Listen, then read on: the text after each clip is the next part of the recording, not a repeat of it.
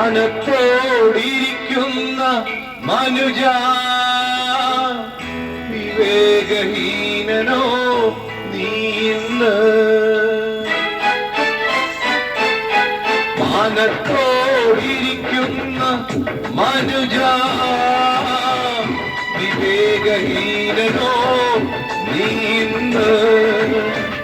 മരണം നിന്നെ മൂടിടും മുൻപേ, മരണം നിന്നെ മൂടിടും മുൻപേ രക്ഷകരേശുവിൽ ആശ്രയിക്കാൻ, രക്ഷകരേശുവിൽ വിശ്വസിക്കാൻ. മരണം നിന്നെ മൂടിടും മുൻപേ, മരണം നിന്നെ മൂടിടും മുൻപേ രക്ഷകരേശുവിൽ ആശ്രയിക്കാൻ, രക്ഷകരേശുവിൽ വിശ്വസിക്കാൻ. മാനത്തോടിരിക്കുന്ന മനുജ വിവേകഹീനനോ നീ ഇന്ന്.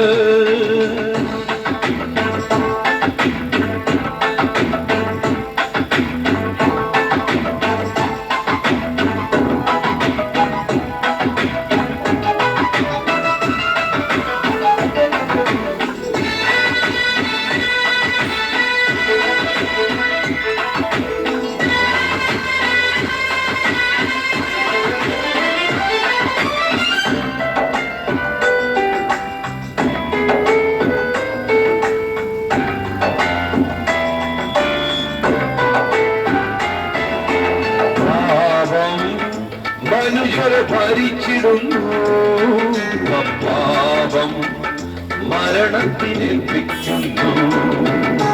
പാപം മനുഷ്യരെ ഭരിച്ചിടുന്നു, പാപം മരണത്തിനേൽപ്പിക്കുന്നു. പാപത്തെ നീക്കുവാൻ മനുകുലത്തിൽ മാനവനേശു ക്രൂശിതനാ.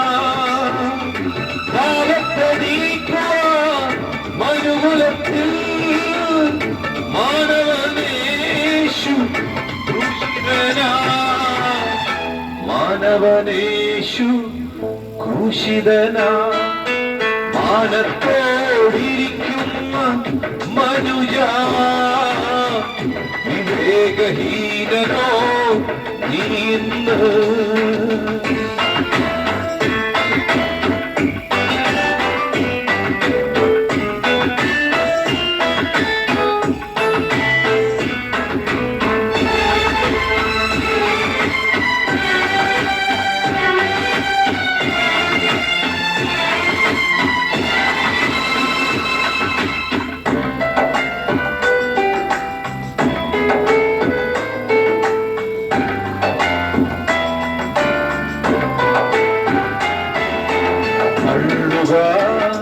നിന്റെ ഈ തിന്മയല്ല നല്ലവനാ ഇനി നീ ജീവിക്കുമോ. അള്ളുക നിന്റെ ഈ തിന്മയല്ല നല്ലവനാ ഇനി നീ ജീവിക്കുമോ. നല്ലവനേശു വല്ലവനാ വന്നിടും വേഗം നിന്നെ ചേർത്തിടുവാൻ. നല്ലവനേശു നല്ലവനാൻ വന്നിടും വേഗം നിന്നെ ചേർത്തിടുവാൻ, വന്നിടും നിന്നെ ചേർത്തിടുവാൻ. മാനത്തോടിരിക്കുന്ന മനുജ വിവേകഹീനനോ നീ ഇന്ന്. മരണം നിന്നെ മൂടിടും മുൻപേ, മരണം നിന്നെ മൂടിടും മുൻപേ രക്ഷകനേശുവിൽ ആശ്രയിക്കാൻ, രക്ഷകനേശുവിൽ വിശ്വസിക്കാൻ. മരണം നിന്നെ മൂടിടും മുൻപേ, മരണം നിന്നെ മൂടിടും മുൻപേ രക്ഷകനേശുവിൽ ആശ്രയിക്കാം, രക്ഷകനേശുവിൽ വിശ്വസിക്കാം. മാനത്തോടിരിക്കുന്ന മനുജ, വിവേകഹീനനോ നീന്ന്.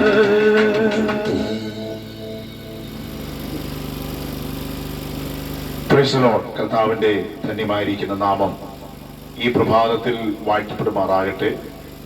കാർത്തികപ്പള്ളി ഗിൽഗാൽ IPC ചർച്ചിന്റെ ആഭിമുഖ്യത്തിൽ സുവിശേഷ സന്ദേശയാത്രയുടെ ഭാഗമായിട്ടാണ് ഞങ്ങൾ ഈ ജംഗ്ഷനിൽ എത്തപ്പെട്ടിരിക്കുന്നത്.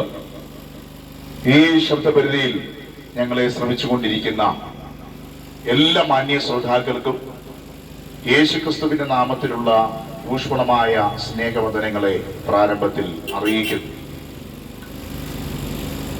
ഭൂലോകത്തിലെങ്ങും പോയി സകല സൃഷ്ടിയോടും സുവിശേഷം പ്രസംഗിക്കണം എന്നുള്ള യേശുക്രിസ്തുവിന്റെ വലിയ ആഹ്വാനത്തെ ശിരസ വഹിച്ചുകൊണ്ടാണ് ഈ ദേശത്തേക്ക് കടന്നു വരുവാനും സുവിശേഷ സന്ദേശത്തിന് സാക്ഷ്യം വഹിപ്പാനും ഞങ്ങൾക്ക് ഇടയായിത്തീരുന്നത്. ഞങ്ങളുടെ ശ്രോതാക്കളെ പോലെ നിരവധി പ്രാവശ്യം ഈ സുവിശേഷം കേൾക്കുവാനും ഒരിക്കൽ ഈ സുവിശേഷത്തിൽ വിശ്വസിക്കുവാനും ഈ സന്ദേശം ഞങ്ങളിതിൽ വിശ്വസിക്കുവാൻ തയ്യാറായപ്പോൾ ഞങ്ങളുടെ ജീവിതത്തെ രൂപാന്തരപ്പെടുത്തുവാൻ ഇടയായിത്തീർന്നു. ഞങ്ങൾക്ക് മാത്രമല്ല സഹോദരങ്ങളെ, ലോകത്തിന്റെ വിവിധ ഭാഗങ്ങളിൽ അനേകരിൽ വലിയ പരിവർത്തനം വരുത്തിക്കൊണ്ടിരിക്കുന്ന അനുഗ്രഹീതമായിരിക്കുന്ന സന്ദേശമാണ് ഈ സുവിശേഷ സന്ദേശം. ഇന്ന് നിങ്ങൾ കേൾക്കുവാൻ പോകുന്ന ഈ സുവിശേഷ സന്ദേശത്തെ കേവലം ഒരു മാനുഷിക സന്ദേശമായി കാണാതെ, ഏതെങ്കിലും ഒരു കാലഘട്ടത്തിന്റെ മാത്രം സന്ദേശമായി ഇതിനെ കാണാതെ തികച്ചും ദൈവിക സന്ദേശമായി തന്നെ കാണുവാനും ഇതിനനുയോജ്യമായിരിക്കുന്ന വിധത്തിൽ നല്ല തീരുമാനങ്ങൾ എടുക്കുവാൻ തയ്യാറായാൽ, നിങ്ങളുടെ ജീവിതത്തെ ക്രമീകരിക്കുവാൻ തയ്യാറായാൽ നിശ്ചയമായും ഞങ്ങളുടെ ശ്രോതാക്കൾക്ക് ഈ സന്ദേശം വളരെ അനുഗ്രഹമായി തീരും എന്നുള്ള കാര്യത്തിൽ യാതൊരു സംശയവുമില്ല. ഈ സുവിശേഷം ഒരു മതപരിവർത്തന സന്ദേശമല്ല. മതേതര ചിന്തകൾക്ക് അതീതമായി മാനവ സമൂഹം മനസ്സിലാക്കിയിരിക്കേണ്ട യാഥാർത്ഥ്യത്തെ തുറന്നു കാട്ടുന്ന സന്ദേശമാണ് ഈ സുവിശേഷം. ഇതേതെങ്കിലും ഒരു മനുഷ്യന്റെ ഭാവനയിൽ ഉരുത്തിരിഞ്ഞ ഒരു ഭാവനാ സൃഷ്ടിയല്ല. തികച്ചും സുവിശേഷം ദൈവിക സന്ദേശമാകുന്നു. സുവിശേഷം ഏതെങ്കിലും ഒരു മതത്തിന്റെയോ ഏതെങ്കിലും ഒരു സമുദായത്തിന്റെയോ ഏതെങ്കിലും ഒരു പ്രത്യേക വിഭാഗത്തിന്റെയോ സംഭാവനയല്ല. ഇത് മനുഷ്യനോടുള്ളതായിരിക്കുന്ന ബന്ധത്തിൽ ദൈവത്തിന്റെ സ്നേഹത്തിന്റെ സന്ദേശമാകുന്നു. അങ്ങനെയെങ്കിൽ എന്താകുന്നു സുവിശേഷം എന്ന് പറയുന്നത്? വിശുദ്ധ ബൈബിൾ സുവിശേഷത്തിന് ശക്തമായ ഒരു നിർവചനം നൽകി തരുന്നുണ്ട്. വിശുദ്ധ ബൈബിളിന്റെ അടിസ്ഥാന വെളിച്ചത്തിൽ പറയുകയാണെങ്കിൽ, ദാവീദിന്റെ സന്തതിയായി ജനിച്ച് മരിച്ച് അടക്കപ്പെട്ട് ഉയർത്തെഴുന്നേറ്റ യേശുക്രിസ്തുവിനെ ഓർത്തുകൊള്ളുകയും ഇതാകുന്നു ഞങ്ങളുടെ സുവിശേഷം. സുവിശേഷത്തെ ഒറ്റ വാചകത്തിനകത്ത് നിർവചിക്കുകയാണെങ്കിൽ എനിക്കിങ്ങനെ പറയുവാൻ സാധിക്കും: കർത്താവായ യേശുക്രിസ്തുവിനെ ഓർത്തുകൊള്ളുക, ഇതാകുന്നു സുവിശേഷം എന്ന് പറയുന്നത്. ഇന്ന് നാം ലോകത്തിലേക്ക് നോക്കുമ്പോൾ മദ്യം, മയക്കുമരുന്ന് തുടങ്ങിയ സാമൂഹിക തിന്മകൾ, അധാർമിക പ്രവർത്തനങ്ങൾ വർദ്ധിച്ചു വരുന്നതായി നമുക്ക് കാണുവാൻ സാധിക്കുന്നുണ്ട്. ഇത്തരത്തിലുള്ള സാമൂഹിക തിന്മകളുടെ നടുവിൽ നിന്നും അധാർമികമായ പ്രവർത്തനങ്ങളുടെ നടുവിൽ നിന്നും മനുഷ്യനെ രക്ഷിക്കുവാനും മനുഷ്യനെ വീണ്ടെടുക്കുവാനും മനുഷ്യനെ രൂപാന്തരപ്പെടുത്തുവാനും കഴിയുന്ന ഒറ്റ സന്ദേശമേ ഈ ഉലകത്തിലുള്ളൂ. അത് സുവിശേഷ സന്ദേശം മാത്രമാണ്. ഇന്ന് സമൂഹത്തിൽ നടമാടിക്കൊണ്ടിരിക്കുന്ന സാമൂഹിക തിന്മകൾക്കെതിരെ നാം ഒത്തിരി സന്ദേശങ്ങൾ കേൾക്കുന്നവരാണ്. ഒത്തിരി ബോധവൽക്കരണ സെമിനാറുകളൊക്കെ സംഘടിപ്പിക്കുന്നുണ്ട്. ഗവൺമെന്റിന്റെ ഭാഗത്തുനിന്ന് പോലും ഈ സാമൂഹിക തിന്മകൾക്കെതിരായിട്ട് റാലികൾ സംഘടിപ്പിക്കുന്നുണ്ട്. ബോധവൽക്കരണ സന്ദേശ യാത്രകൾ നടത്തുന്നുണ്ട്. എന്നാൽ ഇന്ന് മനുഷ്യൻ ലോകത്തിൽ ശ്രമിച്ചുകൊണ്ടിരിക്കുന്ന സന്ദേശങ്ങൾക്കൊക്കെ ഒരു പരിധിക്കപ്പുറത്ത് മനുഷ്യനെ സ്വാധീനിക്കുവാൻ കഴിയത്തില്ല. എന്നാൽ ഞങ്ങൾ പ്രസ്താവിക്കുന്ന സുവിശേഷത്തിന്റെ ഒരു വലിയ പ്രത്യേകത എന്തെന്ന് ചോദിച്ചു കഴിഞ്ഞാൽ, കാലം എത്ര മുന്നോട്ട് കടന്നുപോയാലും പാപത്തിന്റെ സ്വാധീനത എത്രയധികമായി ലോകത്തിൽ പ്രബലപ്പെട്ടു വന്നാലും ഈ പാപത്തിന്റെ സ്വാധീനതയിൽ നിന്നും മനുഷ്യനെ രക്ഷിക്കുവാൻ, മനുഷ്യനെ വീണ്ടെടുക്കുവാൻ, മനുഷ്യനെ ഇതിനകത്ത് നിന്നും കരകയറ്റുവാൻ കഴിയുന്ന ഒറ്റ സന്ദേശമേ ഈ ഉലകത്തിലുള്ളൂ. അത് ഞാൻ ഇവിടെ നിന്ന് പ്രസ്താവിക്കുന്ന യേശുക്രിസ്തു എന്ന സുവിശേഷം മാത്രമാണ്. കർത്താവായ യേശുക്രിസ്തുവിനെ ഓർത്തുകൊള്ളുക, ഇതാകുന്നു ഞങ്ങളുടെ സുവിശേഷം എന്ന് പറയുന്നത്. എന്തുകൊണ്ട് നാം യേശുക്രിസ്തുവിനെ ഓർക്കണം? യേശുക്രിസ്തുവിനെ ഓർക്കുവാൻ തക്കവണ്ണം യേശുക്രിസ്തു നമുക്ക് വേണ്ടി, മാനവ സമൂഹത്തിന് വേണ്ടി എന്താണ് ചെയ്തത്?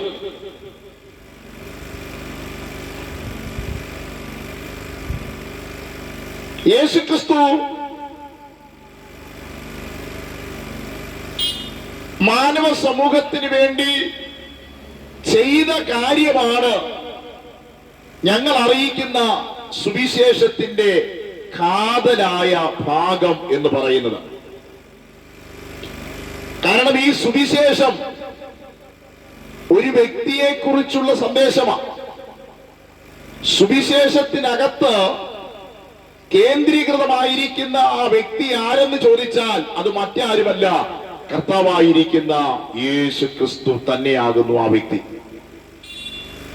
യേശുക്രിസ്തു മാനവ സമൂഹത്തിന് വേണ്ടി ചെയ്ത കാര്യമാണ് സുവിശേഷത്തിന്റെ കാതലായിരിക്കുന്ന ഭാഗം എന്ന് പറയുന്നത്. യേശുക്രിസ്തു എന്താണ് നമുക്ക് വേണ്ടി ചെയ്തത്, എന്താണ് മുഴുവൻ മാനവ സമൂഹത്തിന് വേണ്ടി ചെയ്തത് എന്നത് മനസ്സിലാക്കുവാൻ കഴിയണമെങ്കിൽ ആദ്യം മനുഷ്യനാരാകുന്നു എന്ന് നമുക്ക് മനസ്സിലാക്കുവാൻ കഴിയണം. മനുഷ്യനും ദൈവവും തമ്മിലുള്ള ബന്ധം എന്തായിരുന്നു എന്ന് നമുക്ക് മനസ്സിലാക്കുവാനായിട്ട് സാധിക്കണം.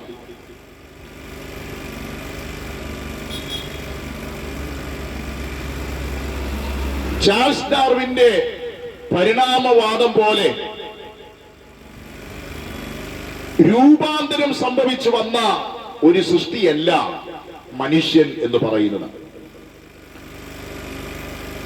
വിശുദ്ധ ബൈബിളിന്റെ പഠിപ്പിക്കൽ അനുസരിച്ച് ദൈവ സൃഷ്ടിയുടെ മണിമകുടമാകുന്നു മനുഷ്യൻ എന്ന് പറയുന്നത്. മറ്റുള്ള സൃഷ്ടികളിൽ നിന്നും വ്യത്യസ്തമായി ദൈവത്താൽ സൃഷ്ടിക്കപ്പെട്ടവനാകുന്നു മനുഷ്യൻ എന്ന് പറയുന്നത്.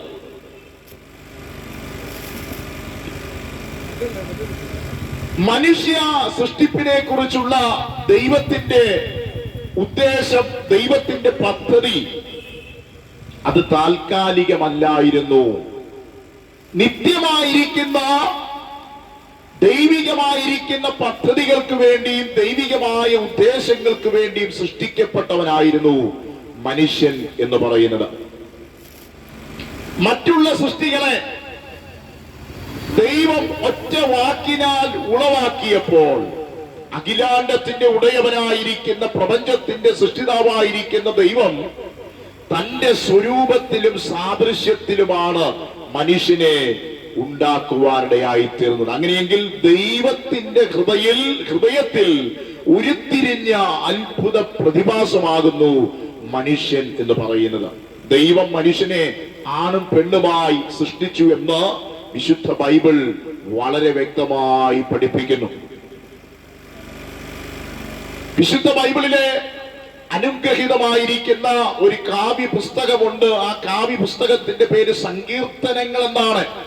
ആ സങ്കീർത്തനത്തിനകത്ത് മനുഷ്യന്റെ സൃഷ്ടിപ്പിനോടുള്ളതായിരിക്കുന്ന ബന്ധത്തിൽ ഇപ്രകാരം ഒരു വാക്യം രേഖപ്പെടുത്തി വെച്ചിട്ടുണ്ട്. അതിങ്ങനെയാണ് രേഖപ്പെടുത്തിയിരിക്കുന്നത്: നീ അവനെ തേജസ്സും ബഹുമാനവും അണിയിച്ചിരിക്കുന്നു. അഖിലാണ്ടത്തിന്റെ ഉടയവനായിരിക്കുന്ന ദൈവം, പ്രപഞ്ചത്തിന്റെ സൃഷ്ടിതാവായിരിക്കുന്ന ദൈവം തേജോമയനാകുന്നു. 10,000-കണക്കിന് സൂര്യചന്ദ്രന്മാരുടെ തേജസ്സിനേക്കാൾ വെല്ലുന്ന തേജസ്സുള്ളവനാണ് സർവശക്തനായിരിക്കുന്ന ദൈവം എന്ന് പറയുന്നത്. ആ തേജോമയനായിരിക്കുന്ന ദൈവം തന്റെ തേജസ്സിലാണ് മനുഷ്യനെ സൃഷ്ടിക്കുവാൻ ഇടയായി തീർന്നത്.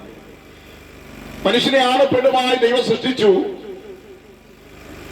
അവർക്ക് ആദമെന്നും ഹവ്വയെന്നും പേരിടുവാനിടയായി തീർന്നു. അവർക്ക് പാർക്കുവാൻ മനോഹരമായിരിക്കുന്ന ഒരു തോട്ടമുണ്ടാക്കി. ആ തോട്ടത്തിന് ഏദൻ എന്ന് പേരിട്ട് ആ തോട്ടത്തിൽ അവരെ പാർപ്പിക്കുവാൻ ഇടയായി തീർന്നു.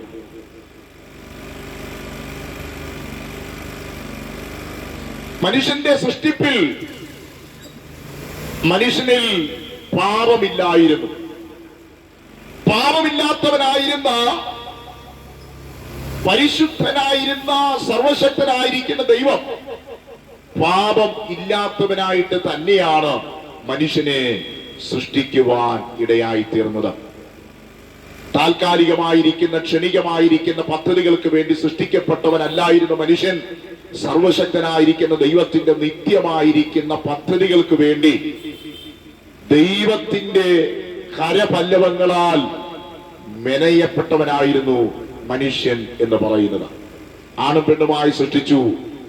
ഏദൻ തോട്ടത്തിൽ മനുഷ്യനെ ദൈവം പാർപ്പിക്കുവാനിടയായി. അവിടെ ദൈവത്തോടുള്ളതായിരിക്കുന്ന സമാധാനത്തിൽ മനുഷ്യൻ ജീവിക്കുവാനിടയായി.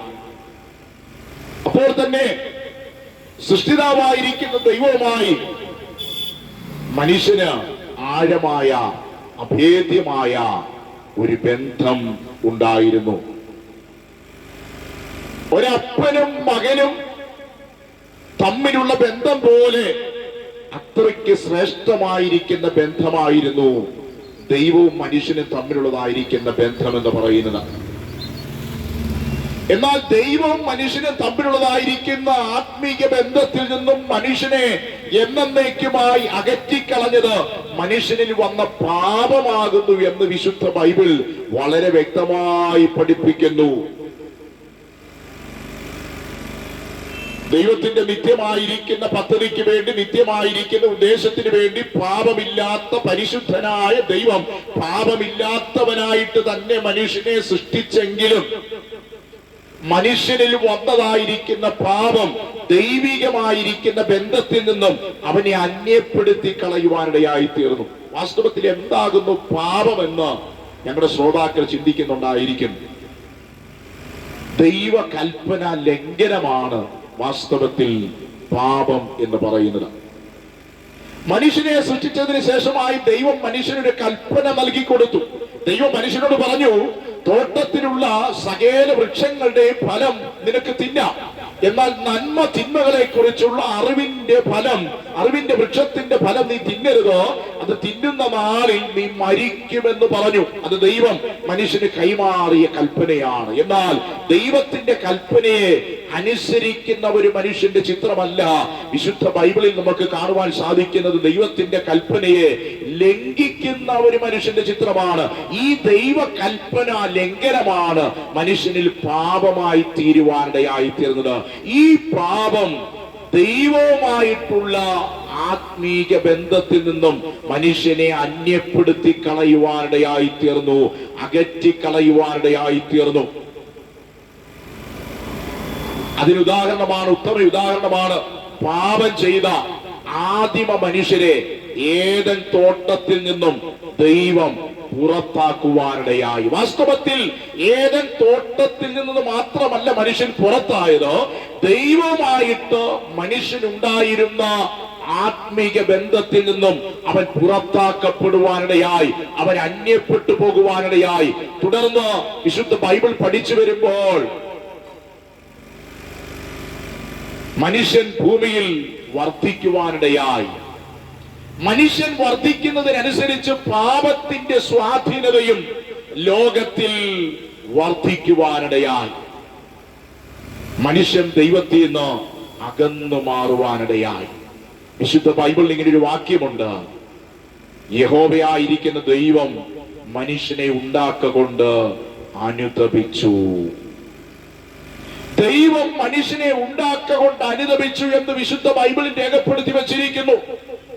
ദൈവം അനുതപിച്ചെങ്കിലും തന്റെ സൃഷ്ടിയുടെ മണിമകുടമായിരിക്കുന്ന മനുഷ്യനെ എന്നേക്കുമായി നശിപ്പിച്ചു കളയുവാൻ ദൈവം തീരുമാനിച്ചില്ല. പകരം ദൈവികമായ ബന്ധത്തിൽ നിന്നും പുറന്തള്ളപ്പെട്ടവനായ, അന്യപ്പെട്ടു പോയവനായ തന്റെ സൃഷ്ടിയുടെ മണിമകുടമായിരിക്കുന്ന മനുഷ്യനെ വീണ്ടെടുക്കുവാൻ, രക്ഷിക്കുവാൻ ദൈവം തീരുമാനിക്കുവാനിടയായി. ആ ദൈവിക തീരുമാനത്തിന്റെ നിവർത്തീകരണം എന്ന വിധത്തിലാണ് സാക്ഷാൽ കർത്താവായിരിക്കുന്ന യേശു ക്രിസ്തു ഈ താണഭൂമിയിലേക്ക് മനുഷ്യനായി വെളിപ്പെട്ടു വരുവാനിടയായി തീർന്നത്. കർത്താവായിരിക്കുന്ന യേശു ക്രിസ്തു കേവലം ഒരു മനുഷ്യൻ മാത്രമല്ല, ചരിത്രത്തെ AD എന്നും BC എന്നും രണ്ടായി തരംതിരിച്ച ഒരു ചരിത്ര പുരുഷൻ മാത്രമല്ല, അതിലുപരി സ്വർഗത്തിൽ നിന്നും ഈ താണഭൂമിയിലേക്ക് മനുഷ്യനായി വെളിപ്പെട്ടു വന്ന ദൈവമാകുന്നു കർത്താവായിരിക്കുന്ന യേശു ക്രിസ്തു എന്ന് പറയുന്നത്. വിശുദ്ധ ബൈബിളിലെ പ്രാരംഭ പുസ്തകമാകുന്ന ഉൽപ്പത്തി പുസ്തകത്തിൽ സൃഷ്ടിതാവായ ദൈവത്തെ കുറിച്ച് അവിടെ വളരെ വ്യക്തമായി രേഖപ്പെടുത്തിയിട്ടുണ്ടെങ്കിൽ, സൃഷ്ടിക്കുന്ന ദൈവത്തെ കുറിച്ച് അവിടെ വ്യക്തമായി രേഖപ്പെടുത്തിയിട്ടുണ്ടെങ്കിൽ, വിശുദ്ധ ബൈബിളിന്റെ രണ്ടാമത്തെ പ്രധാനപ്പെട്ട ഭാഗമാകുന്ന പുതിയ നിയമത്തിലേക്ക് വരുമ്പോൾ അവിടെ നമുക്ക് കാണുവാൻ സാധിക്കുന്നു, സൃഷ്ടിതാവായ ദൈവം തന്നെ രക്ഷിതാവായി മനുഷ്യന് വേണ്ടി ഈ താണഭൂമിയിലേക്ക് വെളിപ്പെട്ടു വരുവാനിടയായി. സൃഷ്ടിതാവായ ദൈവം തന്നെ മനുഷ്യനെ പാപത്തിൽ നിന്ന് രക്ഷിക്കുവാൻ, പാപത്തിൽ നിന്ന് കരകയറ്റുവാൻ, മുറിഞ്ഞുപോയ ദൈവിക ബന്ധത്തിലേക്ക് അവനെ മടക്കി വരുത്തുവാൻ ഇതാ സൃഷ്ടിതാവ് തന്നെ ഒരു രക്ഷകനായി, ഒരു രക്ഷിതാവായി ഈ താണഭൂമിയിലേക്ക് വെളിപ്പെട്ടു വന്നു. ആ രക്ഷിതാവായ ദൈവമാണ് ഇന്ന് പകൽക്കാലം ഞാനിവിടെ പരസ്യമായി ഉയർത്തുന്ന കർത്താവായിരിക്കുന്ന യേശു ക്രിസ്തു എന്ന് പറയുന്നത്. അതുകൊണ്ട് തന്നെയാ സുവിശേഷത്തിനകത്ത് ഇപ്രകാരം പറഞ്ഞിരിക്കുന്നത്, അതേ കർത്താവായിരിക്കുന്ന യേശു ക്രിസ്തുവിനെ ഓർത്തുകൊള്ളുവീൻ, ഇതാകുന്നു ഞങ്ങളുടെ സുവിശേഷം എന്ന് പറയുന്നത്.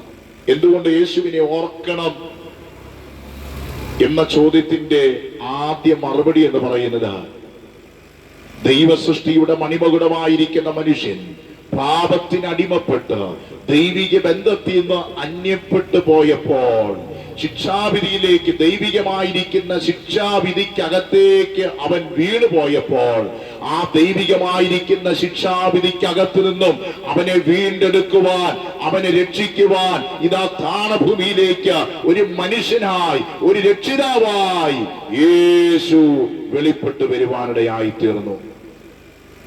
അതുകൊണ്ടാണ് വിശുദ്ധ ബൈബിൾ പറയുന്നത്, അവനെ ഓർത്തുകൊള്ളുവീൻ, ഇതാകുന്നു ഞങ്ങളുടെ സുവിശേഷം എന്ന് പറയുന്നത്. കർത്താവായിരിക്കുന്ന യേശുക്രിസ്തു 33 തിരുവയസ്സ് വരെ ഇവിടെ ജീവിച്ചിരുന്നു. 3.5 വർഷക്കാലം തന്റെ പരസ്യ ശുശ്രൂഷ താൻ ചെയ്യുവാനിടയായി തീർന്നു. അത്ഭുതങ്ങളിലൂടെ, അടയാളങ്ങളിലൂടെ, വീര്യപ്രവൃത്തികളിലൂടെ താൻ ദൈവമെന്ന് പരസ്യമായി വെളിപ്പെടുത്തുവാൻ ഇടയായി തീർന്നു. തന്റെ പരസ്യ ശുശ്രൂഷയുടെ അവസാനം ലോകത്തിലുള്ള സകല മനുഷ്യരുടെ പാപത്തിന്റെ പരിഹാരത്തിന് വേണ്ടി ക്രൂശിൽ പ്രായശ്ചിത്തമായി മാറുവാനിടയായി. ഈ ലോകത്തിൽ ഒത്തിരി മഹാന്മാർ അവതരിച്ചിട്ടുണ്ട്. അവരെയും കൊണ്ടൊക്കെ സമൂഹത്തിന് ഒത്തിരി പ്രയോജനങ്ങൾ ലഭിച്ചിട്ടുണ്ട്. അവരൊത്തിരി ഉദാത്തമായിരിക്കുന്ന സന്ദേശങ്ങൾ സമൂഹത്തിന് കൈമാറിയിട്ടുണ്ട്. എന്നാൽ അവരൊന്നും ചെയ്യാത്ത ഒരു വലിയ കാര്യമാണ് കർത്താവായിരിക്കുന്ന യേശുക്രിസ്തു നമുക്ക് വേണ്ടി ചെയ്യുവാനിടയായി തീർന്നത്, മുഴുവൻ മാനവ സമൂഹത്തിന് വേണ്ടി ചെയ്യുവാനിടയായി തീർന്നത്.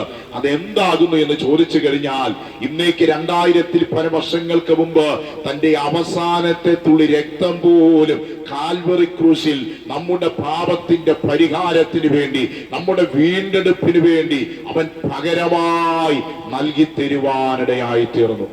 വിശുദ്ധ ബൈബിളിൽ ഇങ്ങനെ ഒരു വാക്യമുണ്ട്, രക്തം ചീന്തിയിട്ടല്ലാതെ വിമോചനമില്ല. രക്തം ചീന്തിയിട്ടല്ലാതെ വിമോചനമില്ല. മനുഷ്യൻ ഇവിടെ ചെയ്യുന്ന കർമ്മങ്ങൾ കൊണ്ടോ, ആചാരങ്ങൾ കൊണ്ടോ, അനുഷ്ഠാനങ്ങൾ കൊണ്ടോ, ഇവിടെ ചെയ്യുന്ന നേർച്ച കാഴ്ചകൾ കൊണ്ടോ, മനുഷ്യൻ ഇവിടെ നടത്തിക്കൊണ്ടിരിക്കുന്ന തീർത്ഥാടനങ്ങൾ കൊണ്ടോ അവന്റെ പാപത്തിന് മോചനം ഉണ്ടാകത്തില്ല. രക്തം ചിന്തിയിട്ടല്ലാതെ വിമോചനമില്ല എന്ന് വിശുദ്ധ ബൈബിൾ ആധികാരികമായി പഠിപ്പിക്കുന്നു. അതുകൊണ്ടാണ് വിശുദ്ധ ബൈബിൾ പറയുന്നത്, നിങ്ങളുടെ നീതിപ്രവർത്തികൾ കറപുരണ്ട തുണി പോലെയാകുന്നു. ഇവിടെ മനുഷ്യൻ ചെയ്യുന്ന പുണ്യപ്രവൃത്തികൾക്കൊന്നും, ഒരായുസ് മുഴുവൻ പുണ്യപ്രവൃത്തികൾ ചെയ്താലും ആ പുണ്യപ്രവൃത്തികൾക്കൊന്നും മനുഷ്യനെ പാപത്തിൽ നിന്ന് രക്ഷിക്കുവാൻ, പാപത്തിൽ നിന്ന് കരകയറ്റുവാൻ കഴിയത്തില്ല. രക്തം ചീന്തിയിട്ടല്ലാതെ വിമോചനമില്ല എന്നൊരു നിയമം നിലനിൽക്കുന്നത് കൊണ്ട് ഇതാ സാക്ഷാൽ ദൈവമായിരുന്നവൻ തന്നെ മനുഷ്യന് പകരക്കാരനായി ഈ താണഭൂമിയിലേക്ക് ഒരു മനുഷ്യവേഷത്തിൽ വെളിപ്പെട്ടു വന്ന് അവന് പകരക്കാരനായി ക്രൂശിൽ മരിക്കുവാനിടയായി തീർന്നത്. കർത്താവായിരിക്കുന്ന യേശുക്രിസ്തുവിന്റെ ക്രൂശ് മരണം ഏതെങ്കിലും ഒരു പ്രത്യേക വിഭാഗത്തിന് വേണ്ടിയല്ലായിരുന്നു, ഏതെങ്കിലും ഒരു സമുദായത്തിന് വേണ്ടിയല്ലായിരുന്നു. തന്റെ പിന്നാലെ അനുഗമിച്ച ഏതാനും ചില അനുഗാമികൾക്ക് വേണ്ടിയല്ലായിരുന്നു, അത് മുഴുവൻ മാനവ കുലത്തിനു വേണ്ടിയായിരുന്നു എന്ന് വിശുദ്ധ ബൈബിൾ വളരെ വ്യക്തമായി പഠിപ്പിക്കുന്നു. അതുകൊണ്ട് തന്നെയല്ലേ കർത്താവായിരിക്കുന്ന യേശുക്രിസ്തുവിന്റെ ജനന സമയത്ത് സർവശക്തനായിരിക്കുന്ന ദൈവത്തിന്റെ ദൂതന്മാർ ഇപ്രകാരം ആർത്തു പാടുവാനിടയായി, സർവ്വജനത്തിനും ഉണ്ടാകുവാനുള്ള ഒരു മഹാസന്തോഷം ഞങ്ങൾ നിങ്ങളോട് സുവിശേഷിക്കുന്നു. അത് മറ്റൊന്നുമല്ല, കർത്താവായിരിക്കുന്ന യേശു എന്ന രക്ഷിതാവ് ദാവീദിന്റെ പട്ടണത്തിൽ നിങ്ങൾക്കായി ജനിച്ചിരിക്കുന്നു. കർത്താവായിരിക്കുന്ന യേശുക്രിസ്തുവും തന്റെ പരസ്യ ശുശ്രൂഷ സമയത്ത് നിരവധി പ്രാവശ്യം താൻ രക്ഷിതാവാകുന്നു, താൻ രക്ഷകനാകുന്നു, മനുഷ്യനെ രക്ഷിക്കുവാൻ വേണ്ടിയാകുന്നു താൻ കടന്നു വന്നതെന്ന് വ്യക്തമായി വിളിച്ചു പറയുവാനിടയായി. ഒരിക്കൽ യേശു പ്രകാരം വിളിച്ചു പറഞ്ഞു, ഞാൻ ലോകത്തെ വിധിപ്പാൻ വന്നവനല്ല, ഞാൻ ലോകത്തെ രക്ഷിപ്പാനായിട്ടത്രേ വന്നിരിക്കുന്നത്. ഞാൻ നീതിമാന്മാർക്ക് വേണ്ടി വന്നവനല്ല, ഞാൻ പാപികൾക്ക് വേണ്ടി വന്നവനാകുന്നു. മനുഷ്യപുത്രൻ പ്രാണങ്ങളെ നശിപ്പിക്കുവാൻ വന്നതല്ല, മനുഷ്യപുത്രൻ പ്രാണങ്ങളെ രക്ഷിക്കുവാൻ വേണ്ടി അത്രേ വന്നത്. ആ കർത്താവായിരിക്കുന്ന യേശുക്രിസ്തു തന്റെ അവസാനത്തെ തുള്ളി രക്തവും മനുഷ്യവർഗത്തിന്റെ പാപത്തിന്റെ പരിഹാരത്തിന് വേണ്ടി ഉറ്റി നൽകുവാനിടയായി. അതുകൊണ്ടാണ് വിശുദ്ധ ബൈബിൾ പറയുന്നത്, യേശുക്രിസ്തുവിനെ ഓർത്തുകൊള്ളുവീൻ, ഇതാകുന്നു ഞങ്ങളുടെ സുവിശേഷം എന്ന് പറയുന്നത്. ഇതാകുന്നു ഞങ്ങളുടെ സുവിശേഷം എന്ന് പറയുന്നത്. യേശുവിനെ ഓർത്തുകൊള്ളുവീൻ. ഈ ലോകത്തിൽ ഒരു മനുഷ്യനും ചെയ്യുവാൻ സാധിക്കാത്ത വലിയ കാര്യമാണ്, ശ്രേഷ്ഠമായിരിക്കുന്ന ഒരു കാര്യമാണ് കർത്താവായിരിക്കുന്ന യേശു ക്രിസ്തു മുഴുമാനവ കുലത്തിനും വേണ്ടി ചെയ്തത്. എന്താണ് ചെയ്തതെന്ന് ചോദിച്ചാൽ, അതെ, മുഴുമാനവ കുലത്തിന്റെയും പാപത്തിന്റെ പരിഹാരത്തിന് വേണ്ടി ക്രൂശിൽ ഒരു പരമയാഗമായി മാറി. ആ യേശു ക്രിസ്തുവിൽ വിശ്വസിക്കുന്നവർക്ക് പാപമോചനമെന്ന വീണ്ടെടുപ്പുണ്ട്. ആ യേശു ക്രിസ്തുവിൽ വിശ്വസിക്കുന്നവർക്ക് മാത്രമേ യഥാർത്ഥമായിരിക്കുന്ന പാപമോചനത്തിന്റെ അനുഭവത്തെ ജീവിതത്തിൽ സ്വായത്തമാക്കുവാൻ കഴിയത്തുള്ളൂ. അപ്പോൾ ഒരുപക്ഷെ ഞങ്ങളുടെ ശ്രോതാക്കളുടെ ഹൃദയത്തിൽ ഇങ്ങനൊരു ചോദ്യം ഉയർന്നേക്കാം: യേശു ചെയ്തത് ഞങ്ങൾക്ക് എന്താണെന്ന് മനസ്സിലായി, പക്ഷെ ഇതിങ്ങനെ ലോകത്തിൽ എല്ലായിടത്തും ഇത് പറയേണ്ടതിന്റെ ആവശ്യകത എന്താണ്? അല്ലെങ്കിൽ ഇത് വിശ്വസിച്ചു കഴിഞ്ഞാൽ ഇതുകൊണ്ട് ഉണ്ടാകുന്ന പ്രയോജനം എന്താണെന്ന് ആരെങ്കിലും ചിന്തിക്കുന്നുണ്ടെങ്കിൽ, ആരെങ്കിലും ചോദിക്കുന്നുണ്ടെങ്കിൽ, ഇന്ന് പകൽക്കാലം അതിന്റെ മറുപടി കൂടെ നൽകിയിട്ട് ഞാൻ ഈ വചന ശുശ്രൂഷ ഇവിടെ അവസാനിപ്പിക്കുവാൻ ആഗ്രഹിക്കുക. യേശുക്രിസ്തു എന്ന സുവിശേഷത്തിൽ വിശ്വസിക്കുന്നവർക്ക് ലഭിക്കുന്ന പ്രയോജനം അത് താൽക്കാലികമായ പ്രയോജനമല്ല, അത് ക്ഷണികമായ പ്രയോജനമല്ല, അത് നിത്യമായിരിക്കുന്ന പ്രയോജനമാണ്. കാരണം മനുഷ്യൻ സൃഷ്ടിക്കപ്പെട്ടത് തന്നെ നിത്യമായിരിക്കുന്ന പദ്ധതിക്ക് വേണ്ടി, നിത്യമായിരിക്കുന്ന ഉദ്ദേശത്തിന് വേണ്ടി. ആ പദ്ധതികളെ തിരിച്ചറിയാതെ മനുഷ്യൻ പാപം ചെയ്ത് ദൈവത്തിൽ നിന്ന് അകന്നു മാറിയപ്പോൾ, ദൈവത്തിൽ നിന്ന് അന്യപ്പെട്ടു പോയപ്പോൾ, ആ മനുഷ്യന്റെ പാപത്തിന്റെ പരിഹാരത്തിന് വേണ്ടി സൃഷ്ടിതാവായ ദൈവം തന്നെ രക്ഷിതാവായി താണഭൂമിയിലേക്ക് വെളിപ്പെട്ടു വന്ന ക്രൂശിൽ അവന് പകരമായി മരിക്കുവാനിടയായി ആ രക്ഷണ്യ പദ്ധതിയെ മനുഷ്യനോടുള്ളതായിരിക്കുന്ന ബന്ധത്തിൽ ദൈവം നടപ്പാക്കുവാനിടയായി. ആ രക്ഷണ്യ പദ്ധതിയാകുന്ന യേശു ക്രിസ്തുവിൽ വിശ്വസിക്കുന്നവർക്ക് യഥാർത്ഥമായിരിക്കുന്ന പാപമോചനമുണ്ട്, അവർക്ക് ദൈവത്തോട് സമാധാനമുണ്ട്, അവർക്ക് ദൈവവുമായിട്ട് നിരന്തരമായ ഒരാത്മബന്ധമുണ്ട്. അത് മാത്രമല്ല, ഈ യേശു ക്രിസ്തുവിൽ വിശ്വസിക്കുന്നവർക്ക് ലഭിക്കുന്ന ഏറ്റവും വലിയ പ്രയോജനം എന്ന് പറയുന്നത് കേവലം 80 വർഷത്തിനകത്ത് 100 വർഷത്തിനകത്ത് ഒതുങ്ങുന്ന ഒരു ചുരുങ്ങിയ ആയുസ്സിലുള്ള പ്രയോജനമല്ല, അതിനപ്പുറത്ത്. വിശുദ്ധ ബൈബിൾ പറയുന്നു, ഒരു മനുഷ്യന്റെ ജീവിതം മരണം കൊണ്ട് അവസാനിക്കുന്നില്ല. മരണത്തിനപ്പുറത്ത് 2 നിത്യതകൾ, ഒന്ന് സ്വർഗമാണ്, മറ്റൊന്ന് നരകമാണ്. എന്നാൽ ദൈവ സൃഷ്ടിയുടെ മണിമകുടമായിരിക്കുന്ന മനുഷ്യൻ നരകത്തിൽ വീഴുവാൻ ദൈവം ആഗ്രഹിക്കുന്നില്ല. സകല മനുഷ്യരും മാനസാന്തരപ്പെട്ട് ഈ സുവിശേഷത്തിൽ വിശ്വസിച്ച് ദൈവം ഒരുക്കി വെച്ചിരിക്കുന്ന നിത്യമായ സ്വർഗത്തിൽ കാണുവാൻ ദൈവം ആഗ്രഹിക്കുന്നു.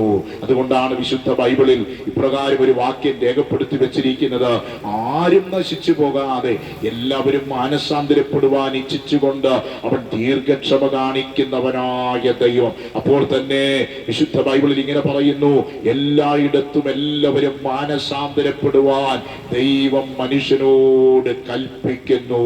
ദൈവത്തിന്റെ ആഗ്രഹമാ, മനുഷ്യനോടുള്ളതായിരിക്കുന്ന ബന്ധത്തിൽ ദൈവത്തിന്റെ ആഗ്രഹമാ, എല്ലാവരും മാനസാന്തരപ്പെട്ട് ഈ സുവിശേഷത്തിൽ വിശ്വസിക്കണം. അപ്പോൾ തന്നെ മനുഷ്യനോടുള്ള ബന്ധത്തിൽ ദൈവത്തിന്റെ കൽപ്പനയാ, എല്ലാവരും മാനസാന്തരപ്പെട്ട് ഈ സുവിശേഷത്തിൽ വിശ്വസിക്കണം. ഈ സുവിശേഷത്തിൽ വിശ്വസിക്കുന്നവർക്ക് ഒരു പാപമോചനമുള്ളൂ, ഒരു ദൈവിക ബന്ധമുള്ളൂ. അങ്ങനെയുള്ളവർക്ക് മാത്രമേ ദൈവം ഒരുക്കി വെച്ചിരിക്കുന്ന സ്വർഗീയമായ നിത്യത സ്വായത്തമാക്കുവാൻ കഴിയത്തുള്ളൂ, അത് പ്രാപിക്കുവാൻ കഴിയത്തുള്ളൂ. ദൈവം ഒരുക്കി വെച്ചിരിക്കുന്ന ഒരു മനോഹരമായ നിത്യത, ഒരു സ്വർഗീയ നിത്യതയുണ്ട്. ആ നിത്യതയിൽ എത്തപ്പെടണമെങ്കിൽ ഈ സുവിശേഷത്തിൽ വിശ്വസിച്ചാലേ, ക്രിസ്തുവിൽ വിശ്വസിച്ചാലേ അത് സാധ്യമാകത്തുള്ളൂ എന്ന് വിശുദ്ധ ബൈബിൾ ആധികാരികമായി പഠിപ്പിക്കുന്നു. അതിനെന്തെങ്കിലും തെളിവുണ്ടോ എന്ന് ചോദിച്ചു കഴിഞ്ഞാൽ അതിനൊരു തെളിവ് വിശുദ്ധ ബൈബിളിൽ പല വാക്യങ്ങൾ പറയുന്നുണ്ട്. അതിന്റെ തെളിവിന് ആധാരമായ ഒരു വാക്യം കർത്താവായിരിക്കുന്ന യേശുക്രിസ്തു തന്നെ വിളിച്ചു പറഞ്ഞു: ഞാൻ തന്നെ വഴി, സത്യം, ജീവനാകുന്നു. ഞാൻ മുഖാന്തരമല്ലാതെ ആർക്കും പിതാവിന്റെ സന്നിധിയിൽ അഥവാ സ്വർഗത്തിൽ ചെന്നെത്തുവാൻ കഴിയത്തില്ല. പിതാവിന്റെ സന്നിധി എന്ന് പറയുന്നത് സ്വർഗമാണ്.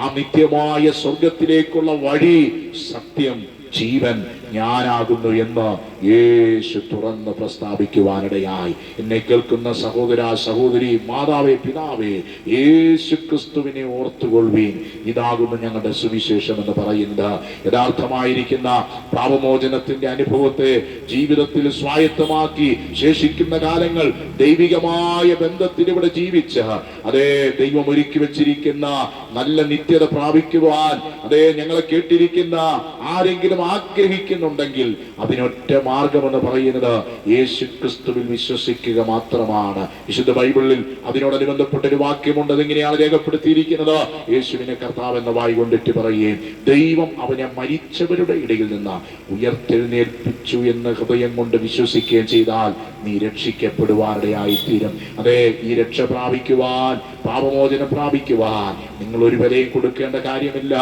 അതേ, വില മുഴുവനും കർത്താവായിരിക്കുന്ന യേശു നമുക്ക് പകരം കാൽവറിയിൽ നൽകുവാനിടയായി. ഇതിന് മുതൽ മുടക്കൊന്നുമില്ല. നിങ്ങൾ ഇരിക്കുന്ന ഇരിപ്പിലിരുന്നു കൊണ്ട്, നിൽക്കുന്ന നിൽപ്പിൽ നിന്നുകൊണ്ട്, ഒരുപക്ഷെ എന്നെ ശ്രമിക്കുന്ന നിങ്ങൾ ഭവനത്തിന്റെ ഉള്ളറയിൽ ഇരുന്നു കൊണ്ടായിരിക്കാം നിങ്ങൾ ശ്രമിച്ചു കൊണ്ടിരിക്കുന്നത്. മറ്റേതെങ്കിലും ജോലികളിൽ ഏർപ്പെട്ടുകൊണ്ടായിരിക്കാം ഈ സന്ദേശം ശ്രമിച്ചുകൊണ്ടിരിക്കുന്നത്. ഇതിനോടകം നിരവധി പ്രാവശ്യം ഈ സന്ദേശം കേട്ട വ്യക്തിയായിരിക്കാം. എന്നാൽ ഇന്ന് പകൽക്കാലം എന്റെ ശ്രോതാവേ, ഈ സന്ദേശത്തിൽ വിശ്വസിക്കുവാൻ തയ്യാറായാൽ ഈ സന്ദേശത്തിൽ ഉള്ള ദൈവിക സ്വാധീനത നിങ്ങളുടെ ജീവിതത്തെയും രൂപാന്തരപ്പെടുത്തുവാനിടയായിത്തീരും. കഴിഞ്ഞ കാലങ്ങളിൽ ഈ സുവിശേഷ സന്ദേശത്തിൽ ഞങ്ങൾ വിശ്വസിക്കുവാൻ തയ്യാറായപ്പോൾ ഇതിനകത്തുള്ള ദൈവിക സ്വാധീനത ഞങ്ങളുടെ ജീവിതത്തെ രൂപാന്തരപ്പെടുത്തുവാൻ ഇടയായിത്തീർന്നു. സുവിശേഷം മനുഷ്യനെ രൂപാന്തരപ്പെടുത്തുന്ന സന്ദേശമാ, വ്യത്യാസപ്പെടുത്തുന്ന സന്ദേശമാ. ഇതൊരു മതപരിവർത്തന സന്ദേശമല്ല, ഇതൊരു മനപരിവർത്തന സന്ദേശമാണ്. അതെ, ആ ദൈവികമായിരിക്കുന്ന ബന്ധത്തിലേക്ക് മനുഷ്യനെ നടത്തുന്ന സന്ദേശം, നിത്യമായ പ്രത്യാശയുടെ ഉറപ്പ് പകരുന്ന സന്ദേശം. ഇന്ന് പകലിൽ യേശുവിനായി നിങ്ങളുടെ ഹൃദയത്തെ വിട്ടുകൊടുക്കുക. ഈ സന്ദേശം നിമിത്തമായി ഞങ്ങളുടെ ശ്രോതാക്കളെ ദൈവം അനുഗ്രഹിക്കട്ടെ.